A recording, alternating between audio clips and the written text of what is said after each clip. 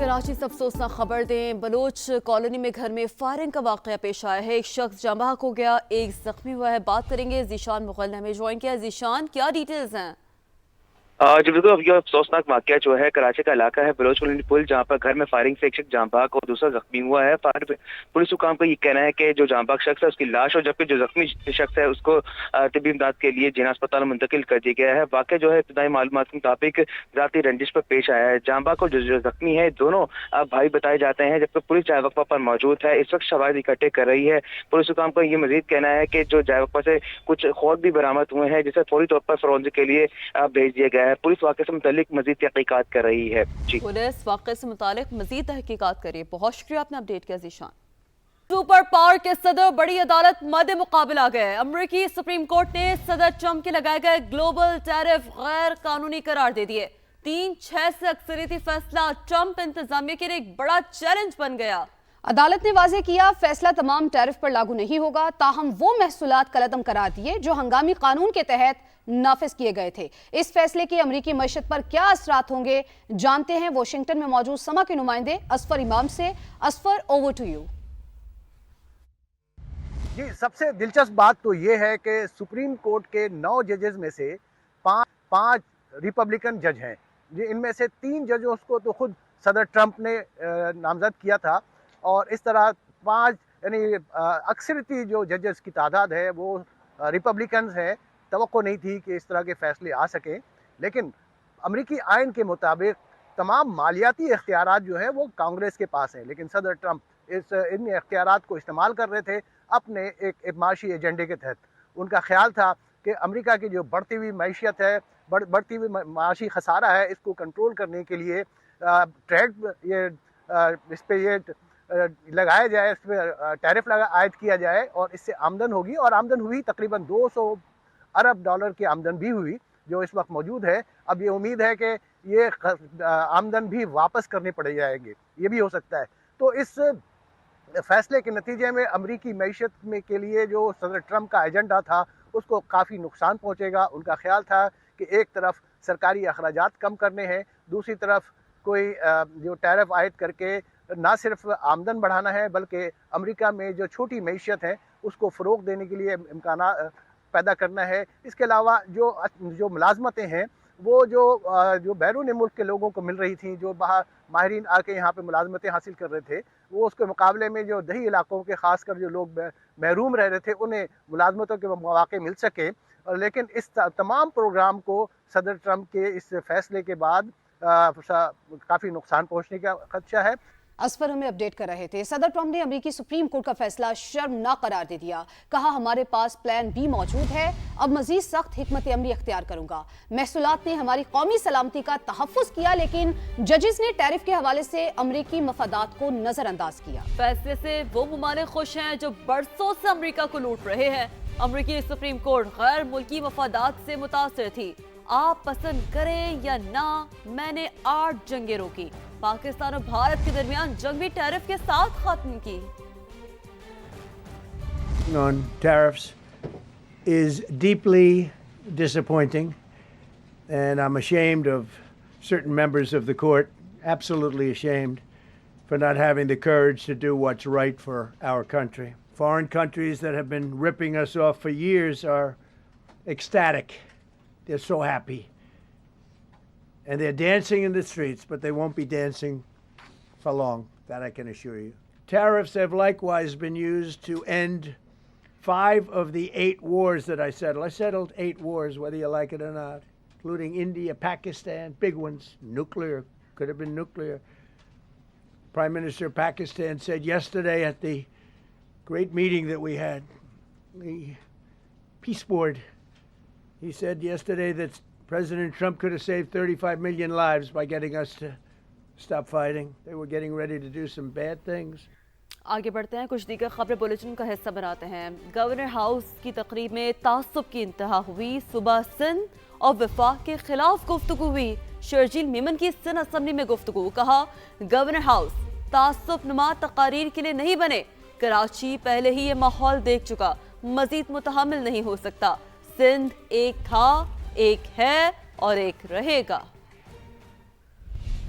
Governor house وغیرہ یہ آئینی ادارے یہ اس چیز کے لیے نہیں ہے آپ وہاں پہ بیٹھ کر تعصب نما تقریبات کریں. وہ اس صوبے کے خلاف تقریب ہوئی ہے, وہ وفاق کے خلاف تقریب ہوئی ہے. جو ان کے ایم این اے صاحب فرماتے کیا ہیں کہ یہاں پہ لوگ آتے ہیں اور جمعے تک رہتے ہیں, اس کے بعد لوگ اپنے گاؤں کو چلے جاتے ہیں. سر سندھ جو ہے وہ ایک ہے, سندھ ایک تھا, سندھ ایک رہے گا. کہ اس شہر نے پہلے بھی بہت زیادہ چیزیں دیکھی ہیں. وہاں پہ موجود چند لوگوں نے تو اداروں پہ بھی تنقیدیں کی ہیں, تعصب پر مبنی گفتگو کریں اور لوگوں کو یہاں پہ آپ دوبارہ وہ پیغام دینے کی کوشش کریں جو یہاں پہ پہلے ماحول اس شہر میں آ چکا ہے. اتنے پڑھے لکھے ہمارے دوست ماشاءاللہ قابل دوست ہیں.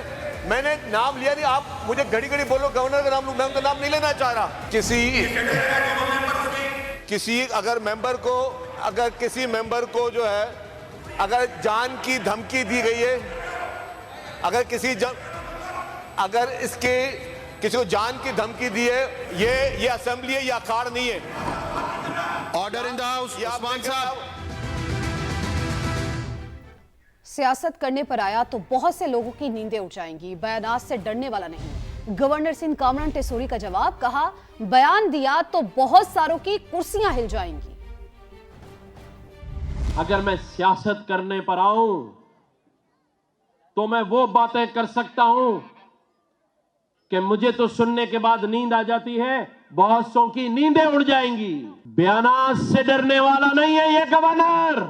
اگر میں نے بیان دیا تو پھر بہت سو کی کرسیاں بھی ہل جائیں گی. میں سندھ کو مضبوط کرنے والا گورنر ہوں, میں سندھ کا بیٹا ہوں. تمام سیاسی جماعتوں کو دعوت دیتا ہوں اور ان کے پاس خود چل کر جانے کو تیار ہوں, لیکن اس صوبے کے لوگوں کی ترقی کے لیے کوئی یہ نہ سمجھے کہ یہاں بیٹھا گورنر کوئی بزدل گورنر ہے. نہیں. ایم کیو ایم میں گروپ بندی کا تنازع سندھ اسمبلی پہنچ گیا. متحدہ رہنما رانا شوکت نے کہا خالد مقبول گروپ کا ہوں, پی ایس پی والے دھمکیاں دے رہے ہیں. وزیر داخلہ سندھ ضیاء الحسن نجار نے رانا شوکت کو تحفظ فراہم کرنے کی یقین دہانی کرا دی. کراچی سے حفیظ بلوچ کی رپورٹ. میں اس ایوان سے اپنا ریزائن کروں, پھر میں دیکھتا ہوں کون کھانے کے مجھے دھمکی دیتا ہے.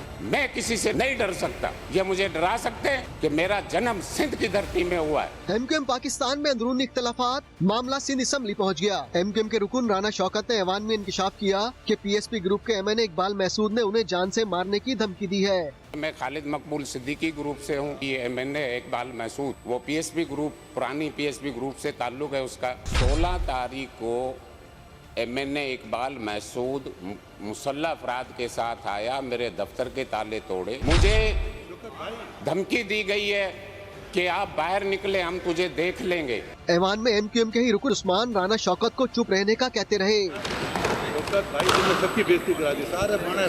بولنے دیں شوکت صاحب, بولیں, آپ بولیں. صوبائی وزیر داخلہ ضیاء الحسن نجار نے اپوزیشن رکن کو سیکیورٹی دینے کا اعلان کیا. میں اپنے فاضل ممبر کے لیے سیکیورٹی کا انتظام کر رہا ہوں کہ جان مال کسی بھی چیز کا اگر ان کو کوئی مسئلہ ہوا تو جس پر انہوں نے الزام لگایا اس پر میں کارروائی کروں گا. اسپیکر سندھ اسمبلی نے رانا شوکت کو سیکیورٹی فراہم کرنے کی یقین دہانی کرائی اور بدتمیزی کرنے پر ایم کیو ایم کے رکن عثمان کی رکنیت معطل کر دی. لیڈر اپوزیشن صاحب, میں نے ایک رولنگ دے دی ہے اور آپ اپنے ممبر کو اسمبلی پرمیسز سے لے جائیں ابھی, کیونکہ ان کی ممبرشپ میں نے عثمان صاحب کی سسپینڈ کر دی انٹل اینڈ انلیس وہ اپنا ریٹن اپالوجی جمع نہیں کراتے. ایوان نے شہید بے نظیر بھٹو میڈیکل یونیورسٹی لاڑکانہ کا ترمیمی بل اور لینڈ ریونیو ترمیمی بل 2026 کی منظوری دی. اسپیکر نے اجلاس دوپہر 2:30 بجے تک ملتوی کر دیا. کیمرامین کامرون الدین کے ساتھ حفیظ بلوچ, سما کراچی. وزیر دفاع خواجہ آصف نے بانی پی ٹی آئی سے ڈیل یا ڈھیل کی خبروں کی تردید کر دی. سما سے گفتگو میں کہا وزیر اعلیٰ خیبر پختونخوا کی نوکری خطرے میں ہے. ان کی اعلان کردہ رہائی فورس غیر آئینی اور غیر قانونی ہے. فورس کا قیام ریاست کا استحقاق ہے. اور ڈیل کا تو کیا کوئی بانی پی ٹی آئی کے لیے کوئی ڈیل ہے؟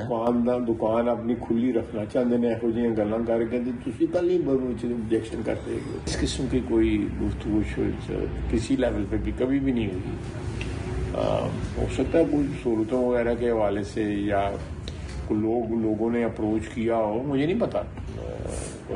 میں یہ جو افواہیں جو ہے نا صرف اس ایشو کو جو ہے مارکیٹ میں یہ پروڈکٹ رکھنے کے لیے جو ہے افواہیں پھیلائی جاتی ہیں، باقی پروڈکٹ کے پلے کچھ نہیں رہ گیا. میرا خیال ہے کہ ان کی نوکری خطرے میں ہے، تو اس بات یہ کر کے نا، یہ رہائی فورس اور یہ کر کے اور نوکری بیچارہ پکی کر دے پہ تمہیں بھی اعتراض ہونا شروع ہو گیا. بالکل غیر آئینی ہے، بالکل غیر قانونی ہے.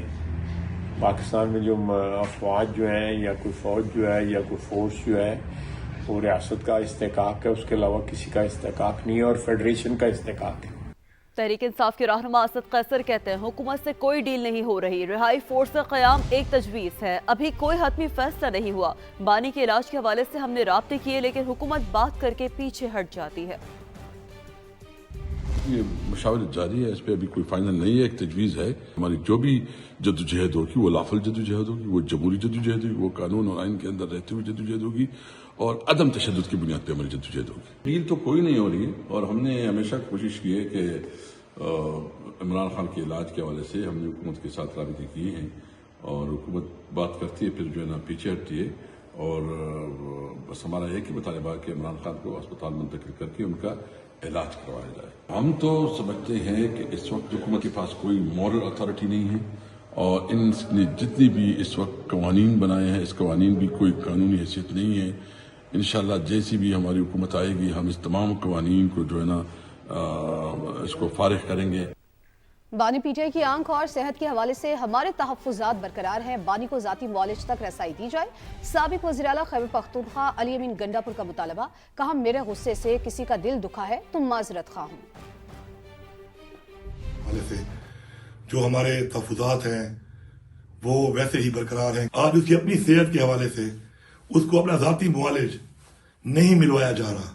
ہم ابھی تک اپنی وہ چھوٹی سی ایک جائز وہ ڈیمانڈ کہ عمران خان صاحب سے ان کا ذاتی معالج ملنے اب تک وہ پوری نہیں کروا پائے.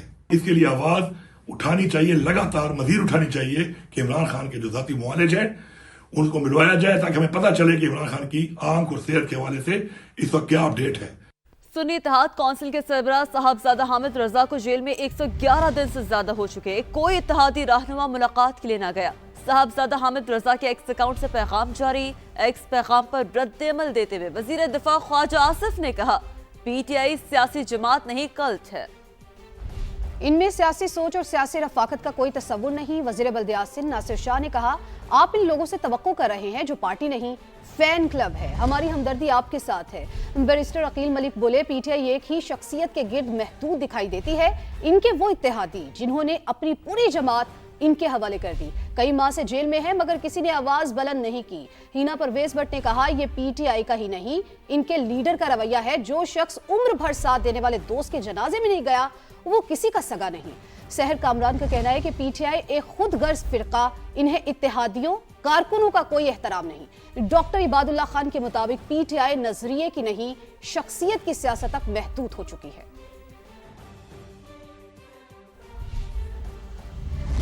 کرائم کنٹرول ڈپارٹمنٹ کا کار چوروں کے خلاف آپریشن، متعدد گینگز گرفتار، 8 گاڑیاں برآمد کر لی. حکام کے مطابق کارروائی خفیہ اطلاعات پر کی گئی. ایس پی سی سی ڈی میاں افضال شاہ نے برآمد ہونے والی گاڑیاں ان کے مالکان کے حوالے کی اور کہا کہ شہریوں کو قیمتی اثاثوں سے محروم کرنے والے عناصر قانون کی گرفت سے نہیں بچ سکیں گے.